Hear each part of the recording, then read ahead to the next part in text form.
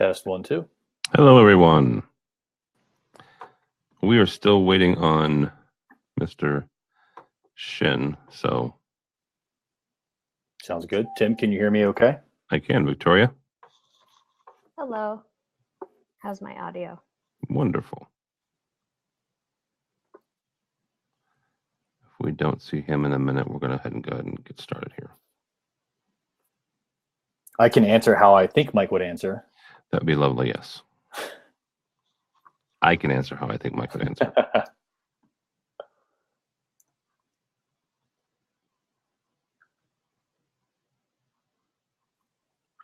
All right, we're going to go ahead and we'll go from here. So, all right, everybody, thank you so much for joining us. My name is Tim Albright. I am the guy that runs AVNation.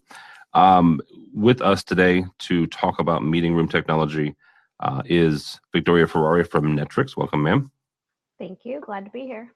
Also with us is Ernie Beck from CDG, his brand new consulting firm. Welcome, sir. Hey, Tim. Pleasure to be here. So before we get started, though, I want to kind of lay out a couple of things.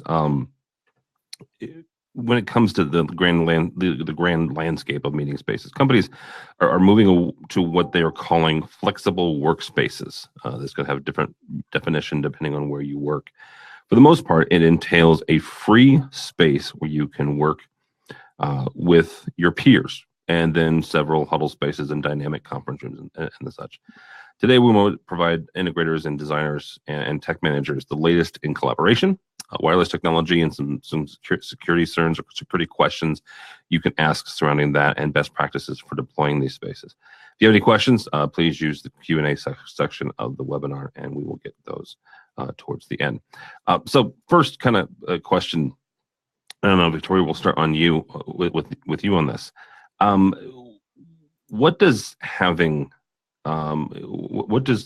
when you hear huddle spaces, first and foremost, what comes to mind for you? You know, it's funny because I feel that different people have different definitions for sure. But for me, it's really a space for no more than 6 people.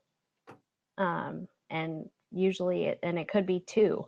But it's no more than 6, and it's a small space where people can quickly come together, collaborate on an idea.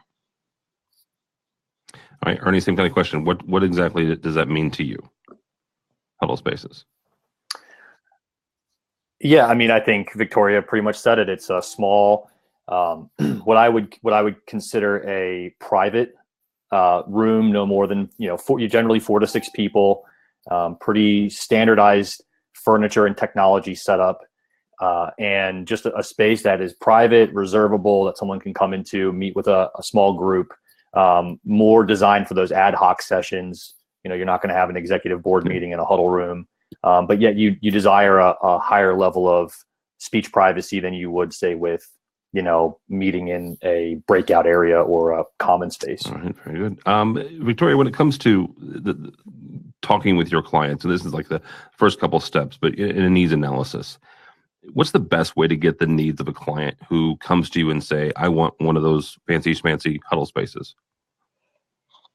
Yeah, so the first thing that I do, and I feel is the most important step in the beginning, is to try to understand their business. Typically, you're speaking with, IT managers, directors, maybe up to the CIO level. But if you have the same grasp of what their company does to make profit or to be successful, that can really be beneficial when you're designing a space, because it can allow you to really determine, do they actually need this type of technology, or can they get away with something else? And how are they going to be using the space to benefit their business? I feel that's the number one first important question to ask. And you can do your own research, look up their website, find out who their competitors are, find out, if they're a manufacturer, for example, ask if you can visit their factory. I find that in my experiences, if I understand a client's business and what they actually do to make money, that is only going to be that much more advantageous to figuring out what technology is going to best help them achieve their business goals. Right, Ernie, then describe for me, from your experience as a consultant, what's the difference between a huddle room and a collaborative space? Yeah, so really it depends on what day of the week you're talking to what person. And as Victoria said a minute ago, some people use the term interchangeably. But I would say in general, what I've found sort of in general working with like architects in the design community is that, a huddle space sort of constitutes that small, 4 to 6 person private room, again, tables and chairs, with or without technology, right? A huddle space could just simply be a small space with a phone on the table, right? Whereas I think when I think of collaboration space, or when I see collaboration space on a set of plans, usually the connotation is it's a space that is enhanced with some sort of collaborative technology, right? In collaboration just being a fancy word for audiovisual. And a collaboration space doesn't necessarily mean that it's a small huddle room, right? Collaboration could be, I think, sort of that catch-all term for something between a smaller huddle room and a large executive space. And, I've seen sort of different variations of floor plans. Comes down to size of the room and really application. I think when I see collaboration space, 9 out of 10 times, that's referring to something with a level of technology baked into it. All right, very good. Victoria, when it comes to getting, again, back to the needs analysis, what are some key points in designing a successful huddle space or collaboration space, and what are you trying to get out of them, and then take those key points and then apply that to the design? Yeah, so first, understanding their business gives you a big leg up on what they want to do. Then I ask them, who is going to use this room? Or is it going to be engineer type people? Is it going to be executives? Is it going to be admins? Or is it a mix of people? A lot of times I found that a lot of businesses have, different floors and different areas set up for different departments. So I feel the next, question you want to ask is, who's going to be using this room, so that you understand the level of tech knowledge that these people are going to have when they get into the space. Other questions are, obviously, if we're talking huddle space, it's only going to be so many people, but how many people? Are they going to be sitting? Are they going to be standing? And then, do they need to share content? Are they going to be, looking at things to collaborate on? If they are, then what type of content? Pictures? Is it, graphs, maps? And then, do they need audio conferencing? Do they need video conferencing? So there's a series of questions that you can ask to really fully understand what are the users going to do in here. And I think that's when you start designing from that viewpoint, that's where you get the most information, is what are they going to design the room for the users, not take technology that is supposedly been designed by a manufacturer for a huddle room and then try to shoehorn it into how the user is going to use it.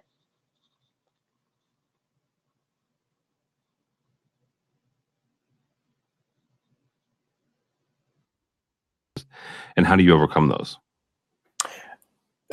Tim, I'm not sure if you were asking me. I think your microphone might have been muted for a second there. Sorry. It's okay. Yeah, Ernie, I was asking you. Yeah, so again, building off of the business applications and definitely determining what the acumen level is of the users. Definitely need to start with a lot of those leading questions. down to something simple as how do they currently meet? What's their current culture around meeting and, collaboration? And then looking too about, how are they, how long are these meetings to the number of attendees in a given meeting, right?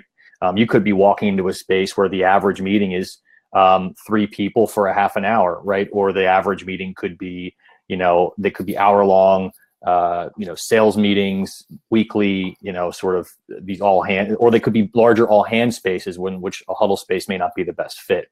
So if they don't currently have a way to measure that, that's where you can provide value in sort of helping guide them along that process of sort of looking back historically about how they meet. So I think it's about, determining not only their business applications, but how the culture of meetings take place. And then what's the process behind that, right? When you're designing the systems, right, are you designing a process as well for reserve in an age of more what I would say, IoT development and more managed devices living on the network? How are you planning that in the future so that IT managers can properly provision, manage, maintain those devices? And then, you get back to designing a successful huddle space, a collaboration space. I think you need to look at the basics, right? Infrastructure between, furniture and display devices, or infrastructure between AV room elements. If you're going to be leveraging a wireless BYOD device, right? What's the wireless signal strength in that part of the building? What are the policies that are going to govern the use of wireless gateways? Looking out for things like the STC rating of a huddle room. I've seen a lot of huddle rooms, I'm sure a lot of people have, where they basically designed these collaboration spaces in fish bowls, right? And what is the sensitivity of the information being presented? Do we need to have an STC rating that is higher to reduce some of that, that bleed through? And of course, when you're purchasing and installing higher STC rated construction materials, the cost of your construction project goes up along with it. So looking at things like acoustics, infrastructure, I think the default AV and space design things don't go away. They become part of that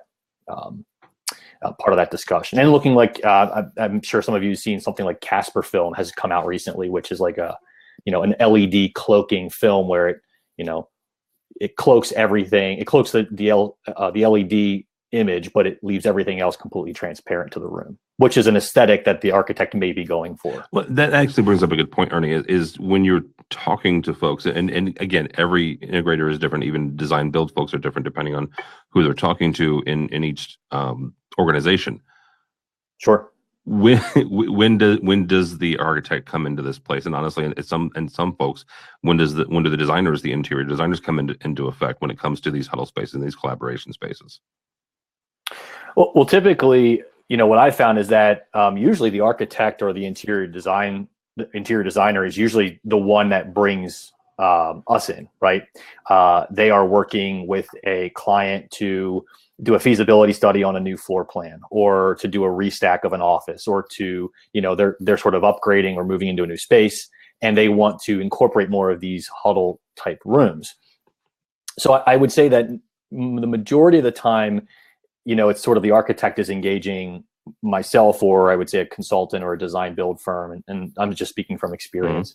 Mm-hmm. And so your job is to sort of not only ascertain from the end user what their goals are, but really they're the ones who have the agile workspace mentality, and they're trying to develop these more agile workspaces, and they're trying to get the client. The client may be in manufacturing and could care less about what an agile workspace is. All they know is their architect is sort of helping guide them down this road. So I think it's more, when they engage us, that's when we can come in and say, how is technology going to support this effort? All right, I believe we have Mr. Shin on. Is that right? Maybe. He could be muted. Sorry. No. All right, Mike, I'll ask you the same question is kind of wrap up the last couple of questions, though. When it comes to huddle spaces and collaboration spaces, and Ernie did a really good job of kind of, comparing and contrasting the two terms. What are some of the design hurdles that you've run into, and how do you overcome those? Well, it comes down, and I think that Victoria and Ernie have already mentioned this, but it comes down to the solution that is backing the way that the technology operates in the space. Collaboration solutions are not necessarily the same thing as just grabbing a display and connecting a laptop up to it just for a quick meeting. Collaboration solutions have various other features and benefits, and also will involve IT and other licensing solutions that may need to be included to support any kind of web-related access, et cetera. So, speaking to Ernie's point, the architects are really focused on the physical space and how that interacts with the rest of the culture of the organization. Our role is to make sure that we understand the technical culture of the organization, and we're matching up whatever the needs are for that culture and for whatever IT has already standardized on, so that the presentation technology and the collaboration tools match up. All right, let's move on to a couple the existing technology, what we have currently, and a little bit of future proofing. Victoria, I want to start with you on this. When it comes to the design portion, so you've got your list of products and the features and benefits of each. What do we have today that we can look at and go, this has to go, or this should go into a huddle space, into a collaborative space, right now, today, and maybe even the next couple months, stuff that we know that's it's supposed to be shipping? So obviously, I think based on the needs of the client, say they're needing to share content, so we would need a display, and it can range in size, but obviously it's not going to be a gigantic display mounted on the wall. Other technologies I've seen that work really well in huddle spaces are these all-in-one soundbar type technologies that have a camera, speakers, and microphones built in, and they go below the display, and they have a built-in little PTZ camera that's USB 3.0. Obviously other wireless connectivity, because typically these huddle spaces may not have a floor core for hard connection to send content to that display. So sharing content wirelessly is an important feature, and there are tons of options available out there. As far as in the future, I'm hoping that the technology around VR and AR will get to a space where it's affordable and easy to manage, easy to implement, and I can see it even in huddle spaces.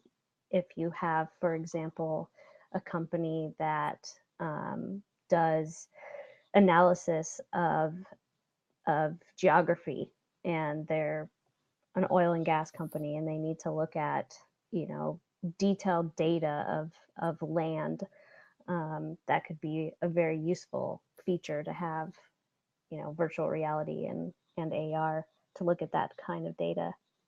When it comes to VR and AR, specifically because Victoria's in Houston, she works with a lot with oil and gas companies, and you're looking at detailed data. Do you see those devices? Because by and large, those are individual use devices, right? They're put on goggles or something of that nature.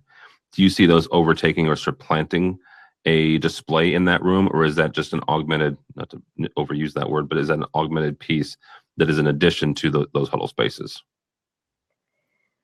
I think it's going to come in a phased approach, because as the technology is now, yes, it's individual goggles, but I feel that that barrier can be overcome, and hopefully somehow, not have to use the individual goggles and have, some sort of table for example, that can lift these images off of their 2D plane and give people the ability to view them without wearing special goggles. So a projected AR, VR, or augmented reality in real space without the need of those devices. So, yeah. All right, Mr. Beck, same question to you. What do you see? What do we have today that we have to put in or should be putting into these spaces? And maybe what do you see coming down? I think it comes down to where I see things now is sort of standardization of a simplified interface. And I think manufacturers have been moving towards that. But when you see companies like Zoom getting into the commercial AV, I was wondering how long it was going to take before we got to Zoom. Now is not just their cloud-based solution, but now they're integrating their interface because they know that and I'm sure that they've put tremendous amounts of resources into research and development around what is the barrier to collaboration. And I'm sure a lot of feedback they got was it's difficult to start a meeting.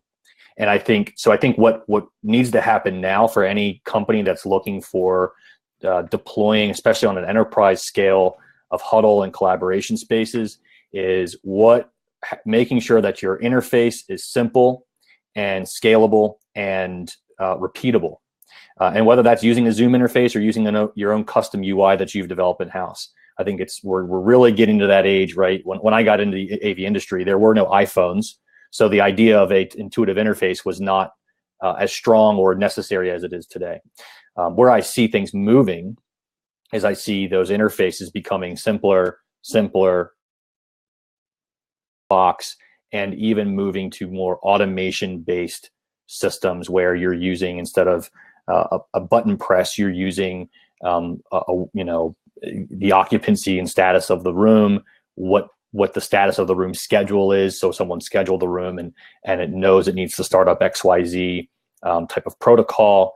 And we've even seen, and the control system programmers of the world are not going to like me saying this, but we've even seen Alexa and Amazon Web Services starting to integrate with Crestron control system protocols, so that for those users who really can't find their way around an interface, they can issue a voice command and that turns the system on. So in the spaces, I think it's really important that they're just really, really simple to fire up, repeatable, scalable.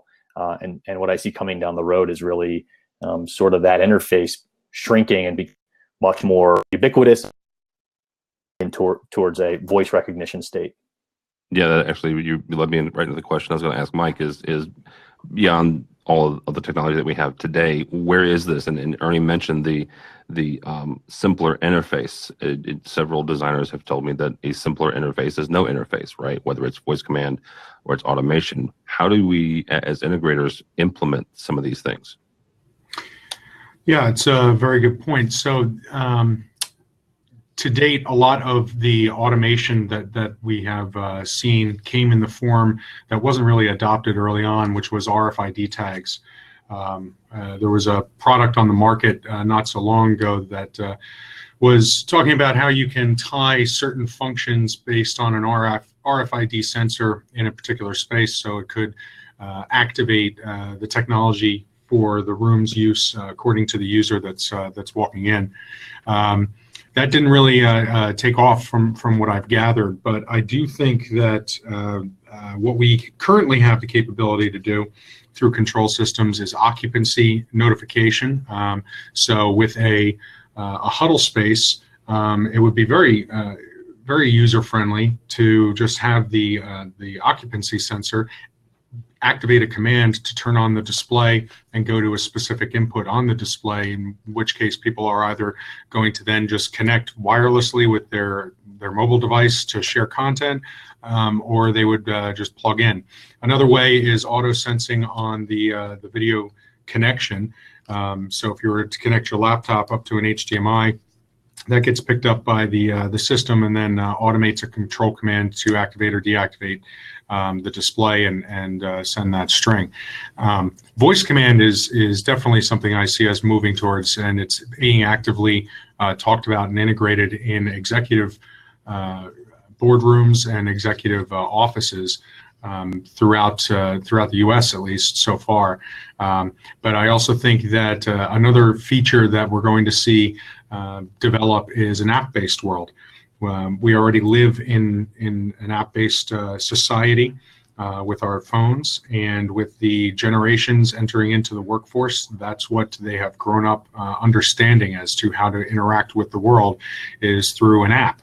Like Ernie's point, I wouldn't say that necessarily the control programmers aren't going to like that. It's just that it's going to be a shift in where the energy is spent and how the technologies evolve to allow for a secure and simple, easy to use interface that anyone using any kind of a smart device can actually control. So I think that we're on the precipice for a lot of development and growth in that realm.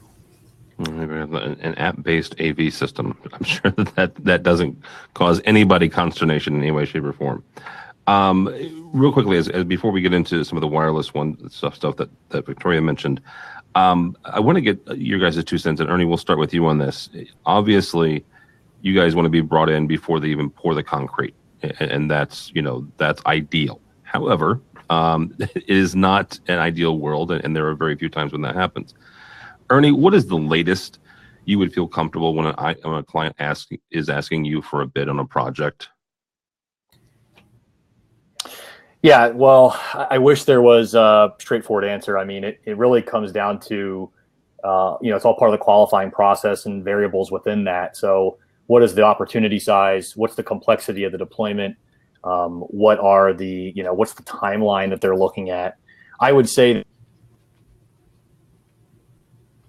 never too late, with the caveat that the client has a realistic expectation of what they're asking for. What I say that is if they realize, if they're expecting, 16 weeks worth of design and build to occur in an 8-week time frame, clearly you're going to have to make an executive decision if this is business that you want to entertain. And part of that is what I found in my experience is, you have to have some of those difficult conversations if you want that to happen. So really, I don't think it's ever too late, but it really comes down to, doing what's best to put your resources in a position for a successful project. I'm of the belief that I would rather walk away from bad work than try and make something happen when the cards are stacked against me. So that would be sort of my thing, is how much is the client willing to flex based off of those variables and whatever they are. Mike, same kind of question is, do you guys have a standard at Varix where you guys say at this point, we just, to Ernie's point, have to walk away from a potentially bad job? Or is there a situation where you would pretty much come in at any point depending on the client? We certainly obviously never want to walk away from an opportunity to help a customer achieve the goals and turn a project into a success. But as we enter into the discussions and negotiations for that particular project, we need to first understand exactly what stage in the project they're already at. And the success may not necessarily be whether or not we can physically install the technology in the timeline allotted according to the project deadline, but it could be heavily influenced by other trades. Do we have the build out of wall supports that may be necessary? Do we have electric in the right locations? Has AV cabling been considered in the design by the electrical contractor or consultants? Conduit layouts. Those are things that are really project specific that we take into consideration right at the very beginning to ensure that we are preparing and setting the right expectations for the customer. If the customer's timeline is willing to be flexible, well, then it's just a matter of coordinating those needs and working with the trades appropriately. But to Ernie's point, it's really managing customer expectations and not overpromising and under-delivering, because that just sets you up as the integrator for failure and for embarrassment in front of a customer, which could injure any kind of a long-term relationship. Yeah, absolutely. All right, Victoria, last word on this. What's the latest you guys would feel comfortable getting into a job like this? Well, I'm in sales. So if the client's like, can you install this tomorrow? My to-go. Don't say you'll say yes. No. We also, as Ernie and Mike said, we obviously, you have to take into consideration the risk and how flexible is the client on their move-in date, and can you coordinate with the trades for things that aren't there in time. And so we have walked away from jobs that just had ridiculous time frames. Other times we've just have had to set the client expectations and say, okay, we can do this floor at this time by this date. Can you live with not having your huge executive boardroom? Or what if we get these 5 conference rooms going, and then you guys move in and we can work after hours on the other rooms, for example. So, but I would say, I mean, it depends on the scope, the size of the job. But we have done, a 15 room install, 15 medium conference rooms with some little huddle rooms and a couple of bigger specialty rooms. And we had 4 weeks to do it. And we were able to meet the deadline. And, it just happened, all the things happened to line up. And that was a best case scenario. And it just depends on how flexible you are as an integrator. And then also how willing your client is to also understand the limitations and be flexible with you. Yeah, absolutely. Setting those client expectations. We're about halfway through here, and I want to just take a moment to thank our panelists: Victoria Ferrari from Netrix, Michael Shin from Barracks, and Ernie Beck from CDG. You're watching the Meeting Room Technology webinar from AVNation. I also like to thank our sponsors, Kramer, Peerless AV, Crestron, and NEC. We'll remind you guys, if you have any questions for our panelists, please make sure you go over to the questions section on the right-hand side, ask the questions, and we'll get to them probably around 10 till right before we wrap up. So, all right, guys, Victoria already kind of pointed to this when we talked about what technology we have available.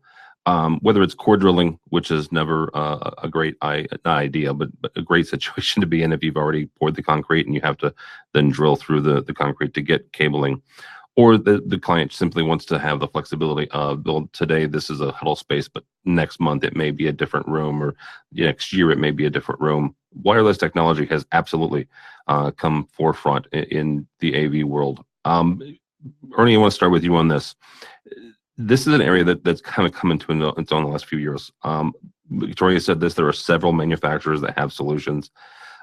These include software-based as well as hardware-based solutions, meaning the software-based is you have an app on your computer or your device, and you can use the wireless technology in the room or its own wireless WAP system.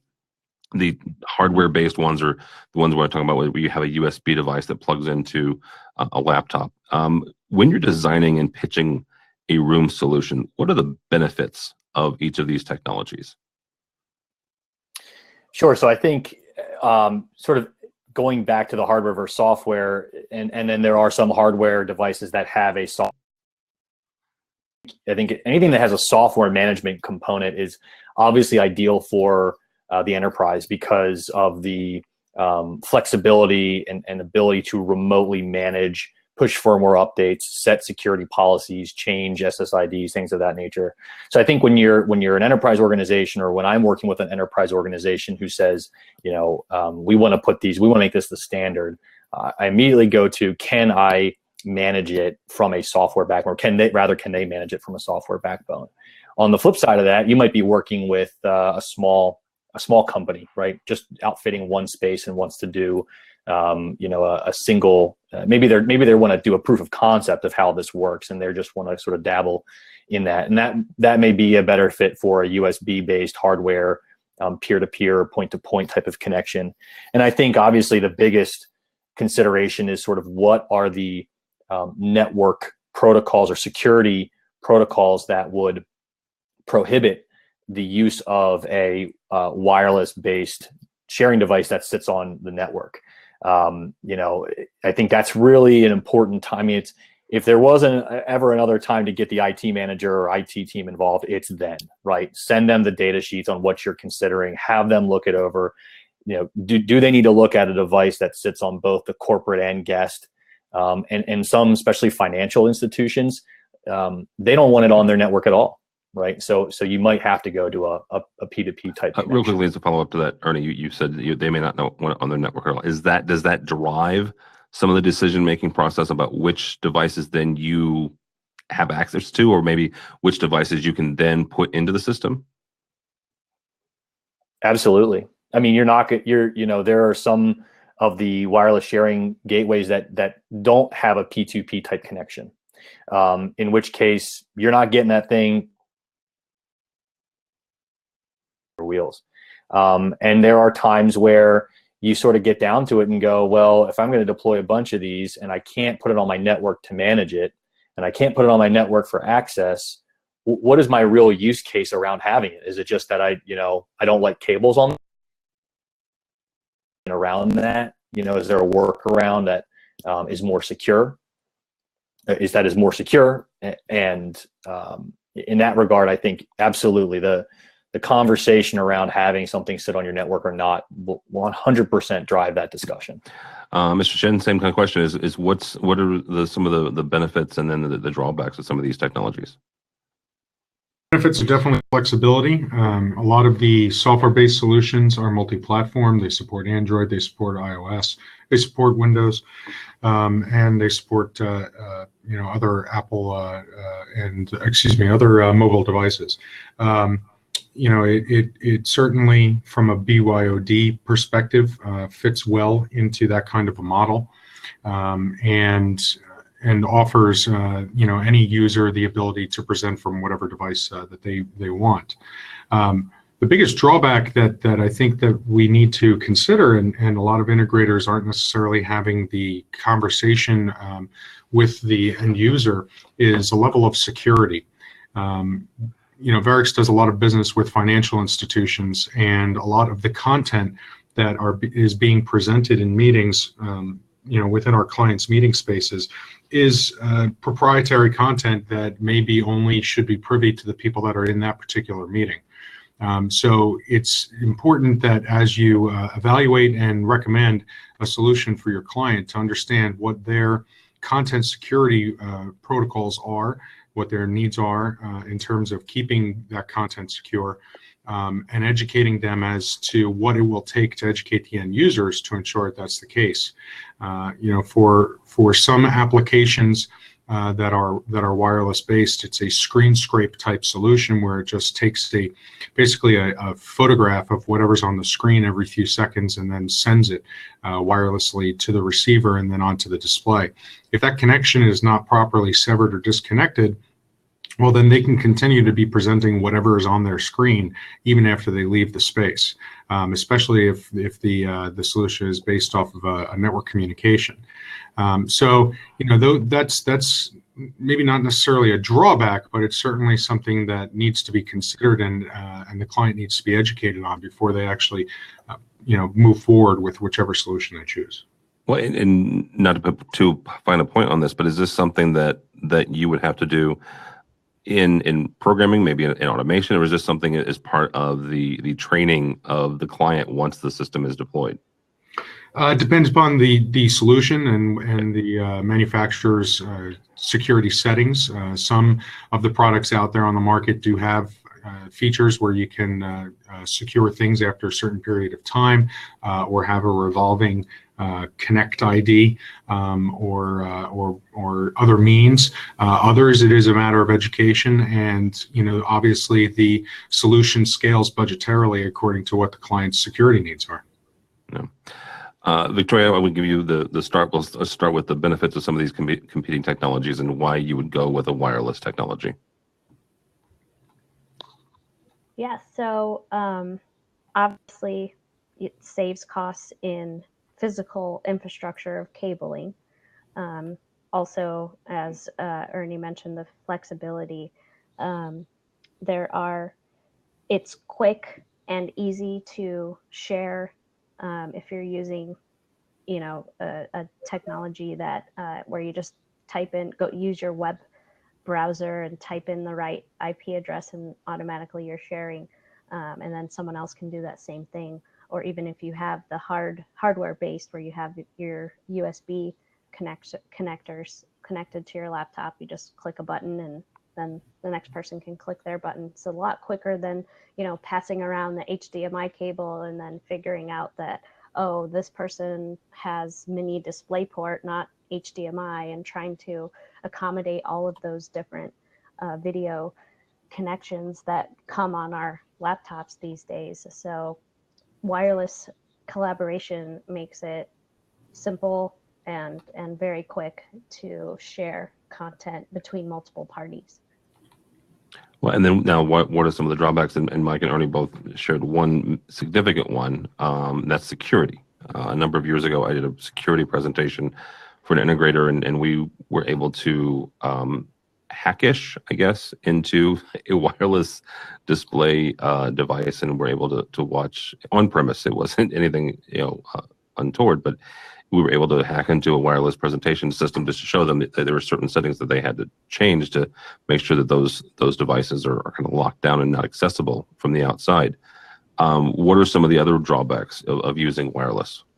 So two, I've thought of, one, obviously wireless is, through the airwaves and can have interference and can drop. So, there's always that possibility. And it's always a good idea to have a backup hard connection to share, so that you're not scrambling trying to figure out why the Wi-Fi has dropped and isn't working.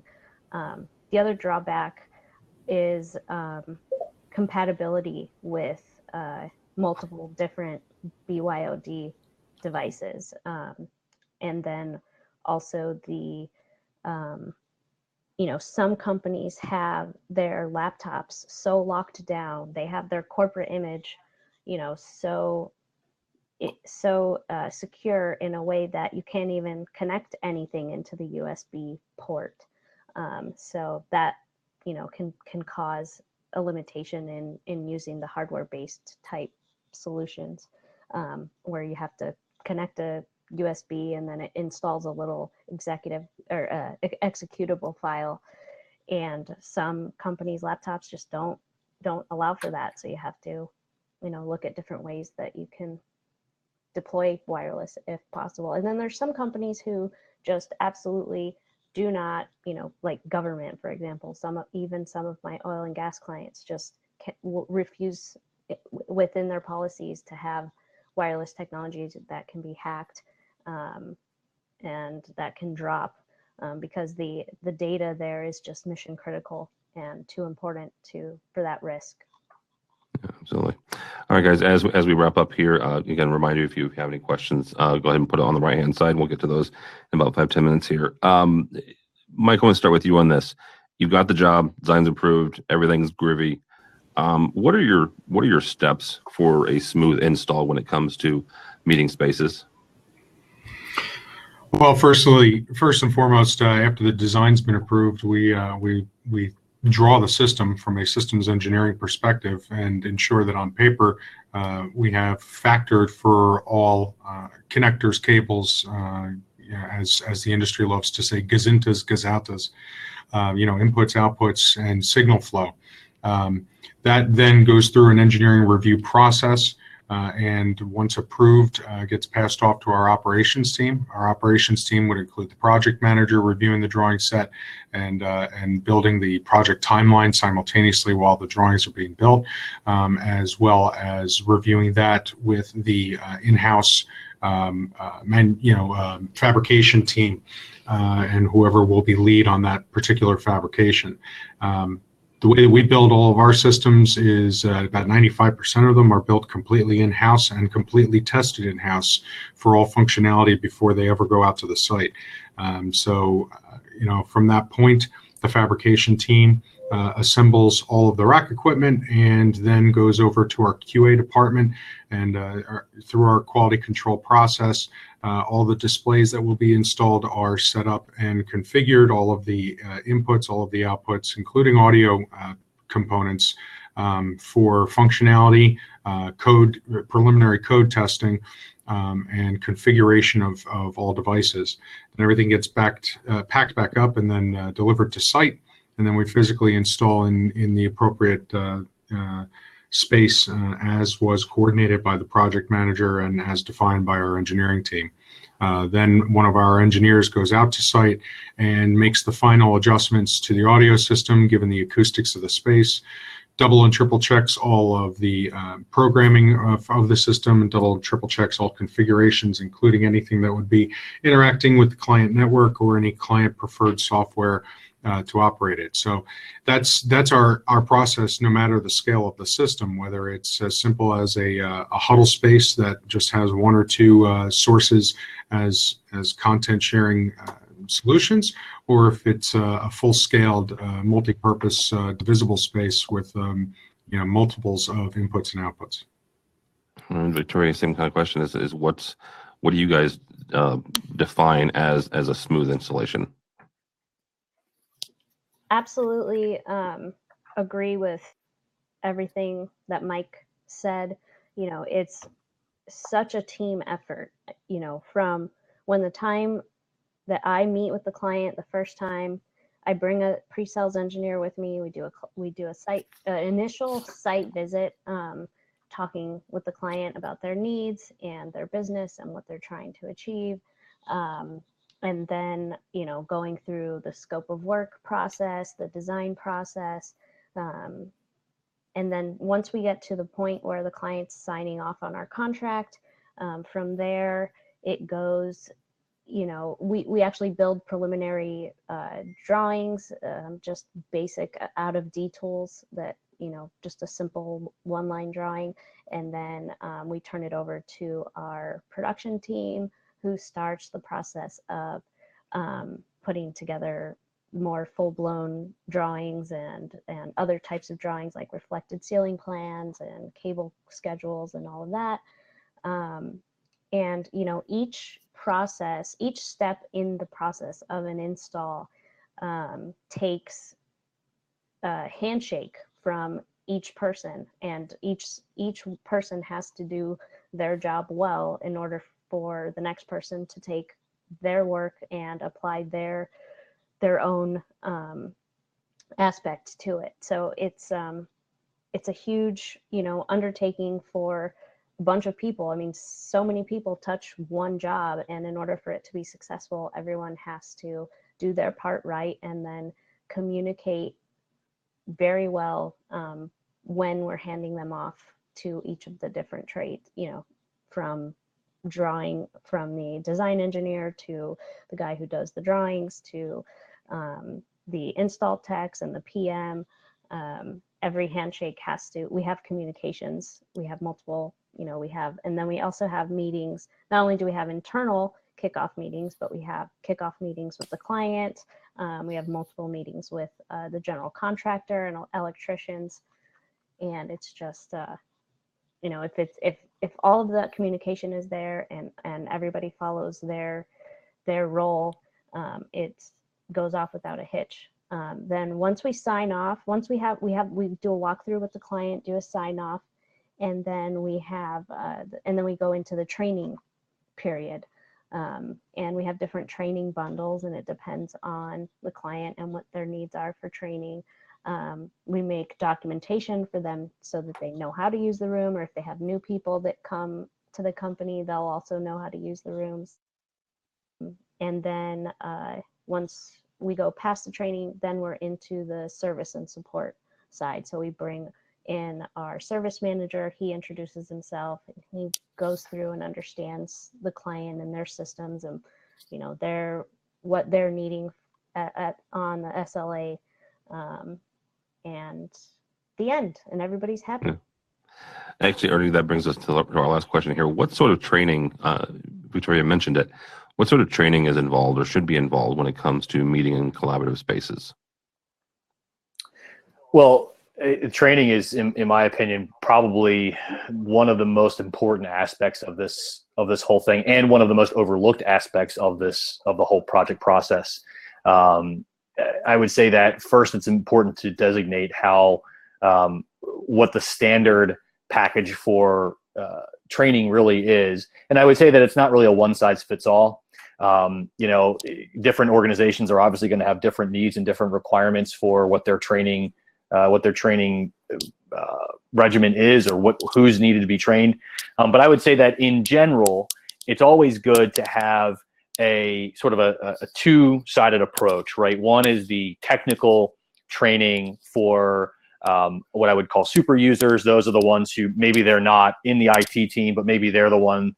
Maybe it's Jim in accounting who seems to be the best with the video conferencing system, right? So, going through with the client, identifying who those super users are, the technical team, the IT admins, et cetera, and then establishing, a technical training that gets down to the nuts and bolts, maybe how to get into any of the admin features, or if there's a technician's page on the touch panel, sort of the more advanced features. That's usually a smaller core group of people.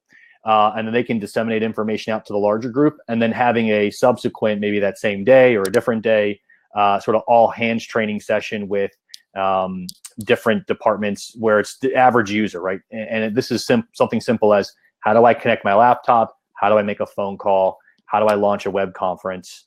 How do I switch, sources, and general questions. All right.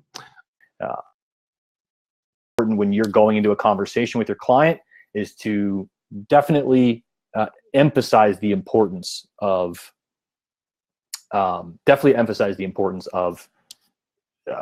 the training process post installation. Right, Mike, you have the last word on this.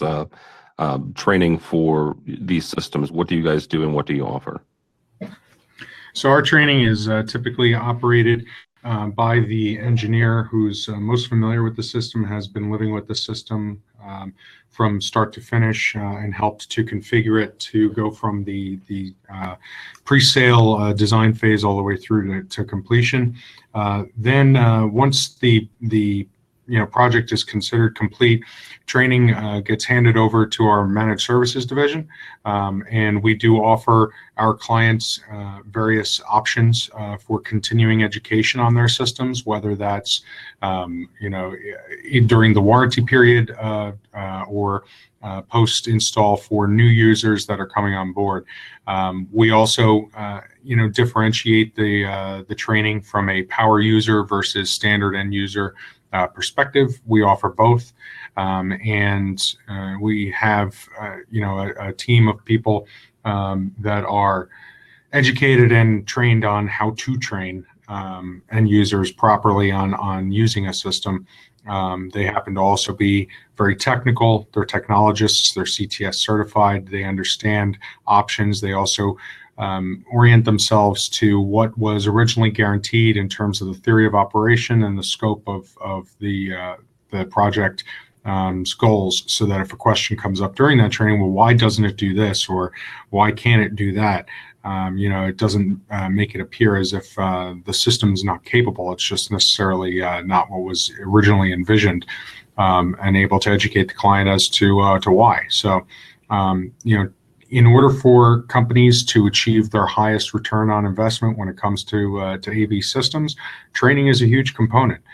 There are still many people in the workforce who are not able to use the technology to its maximum, and in some cases still we have people that are have a sense of fear or distrust of technology. So being able to earn that return on the investment that a corporation makes in the systems installed, training has to be a part of that component. It has to be one of the top selling points for any successful organization. Very good. Well, that'll wrap us up. Thank you guys so much. Hang on for a second. We have a couple questions. Thank you guys for joining us for this Meeting Spaces webinar. I also want to thank our sponsors for today, Crestron.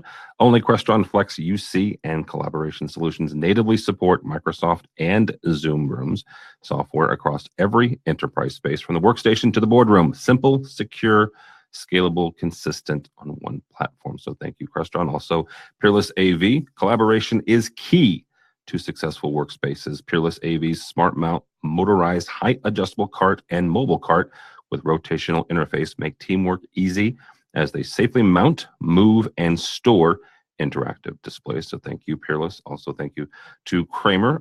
Kramer's VS wireless presentation and collaboration solutions are the only BYOD platforms delivering true collaboration on the market today. With over 15 industry awards, VIA Solutions make meetings a truly innovative experience. You can visit www.true-collaboration.com to learn more. And also thank you to NEC. NEC Infinity Board is an extremely flexible and modular solution for corporate collaboration. It includes everything you need in a high-end workspace and allows you to use whatever software that works best for your organization, whether it is software you're already using or the software included with the product. So thank you to all of them, NEC, Kramer, Peerless AV, and Crestron. All right, we have a couple questions here I want to get to. First one is for devices like WAPG, they aren't exactly up to spec to being deployed. Can anyone share experience or best practice on reaching out and partnering or working with manufacturers to reach a common goal? Any of you have experience with WAPG? I don't necessarily have experience, this is Mike. I don't necessarily have experience with WAPG directly. However, I do have experience with two collaboration manufacturers where I was involved with the modification and development of their product to meet not just one customer's needs, but it ended up being multiple customers' needs. One of those is the Kramer VIA solution that I did deploy for multiple evaluations at a university and university environment, and a lot of that had to do with customization of security settings and the way that content was shared. So I would definitely reach out to your Kramer representative if that is an option that you want to go down. I worked with another product as well in that same regard, and really the best path to be able to get in touch with the product development teams is to go through your representative or speak with your dealer about wanting to have that conversation with the regional account executive for the manufacturer. And ask them to kind of pave the path for you to have a conversation with the development teams. And if they're really true about it, they'll certainly be open to listening and collaborating with you to develop a solution that works best. All right. Real quickly, we have time for one more question. Real quickly, I want to be respectful of everybody's time. We're using Miracast technology for wireless display connection, but it's not stable in their environment. They're asking, is there a point-to-point technology that any of the three of you can recommend? We're looking to standardize a wireless technology in their college system.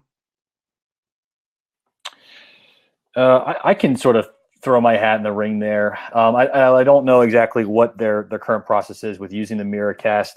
There are a couple out there. I know, for example, like the Immersive Solstice pod allows you to go into basically that turns into a point-to-point wireless access point connection where you're not connecting to the network to talk to the Immersive. You're talking directly. You're basically connecting to the Wi-Fi access point built into the pod. That may be an expensive way to go. I know, basically you're going to be paying for a bunch of features that you're not going to be using at that point. But I have seen Immersive Solstice pod be very successful, especially in the university and college environment. And then all the way, there's, I think Extron, they were one of the original ones to come out with, I think the HDMI link or E-Link, I think that is what they call it. But that is simple.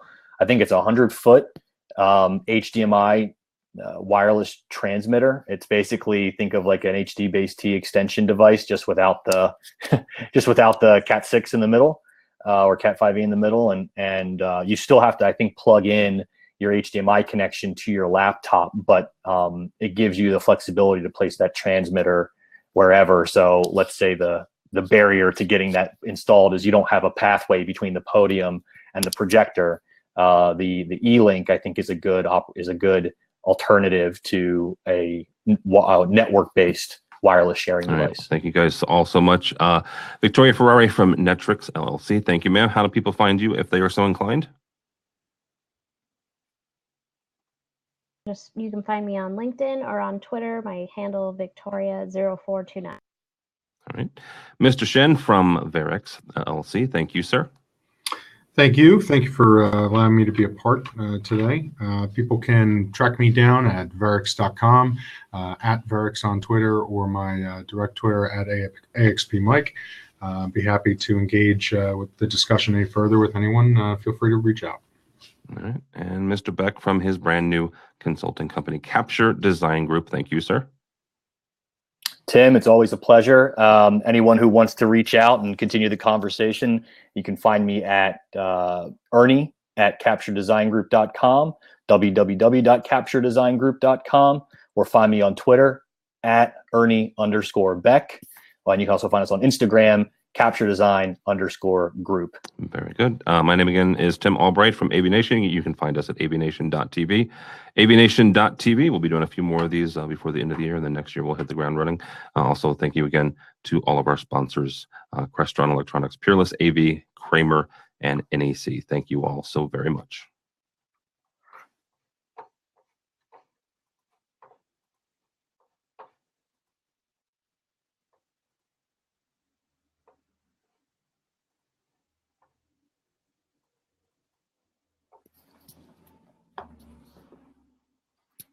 It doesn't want to end. This is fun.